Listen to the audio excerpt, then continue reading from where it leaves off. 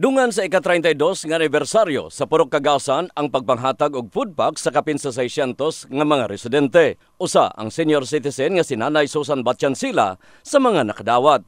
Karon matud pang nga lisod ang panahon, dako na kini nga tabang aron nga makasugakod sa pang-adlaw-adlaw. Dako kay akong pasalamat kay sa kapigado karon, dako kay pud katabang sa amoa nga walay mga trabaho.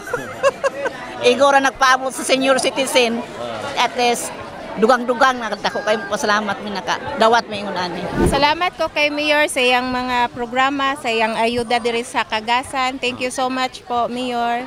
Ang pagpanghatag og food pack sa maong purok dungan sa pagpailawom sa state of calamity sa probinsya sa South Cotabato. Salamat ko kay Mayor Engineer Bernie Parinsya nga dako gyud nig tabang no para diri sa kuwang purok kay karong panahon na pod timing pod nga tig-init jud. So daghang kayong salamat.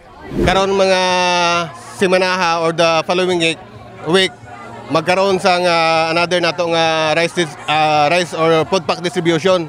Gumika ng atong provincial government of South Cotabato, nag-declare na og ang South Cotabato is under the state of calamity. Lauman matud pa nga masundan pa ang pagpanghatag og ayuda sa munisipalidad sa Polomolok.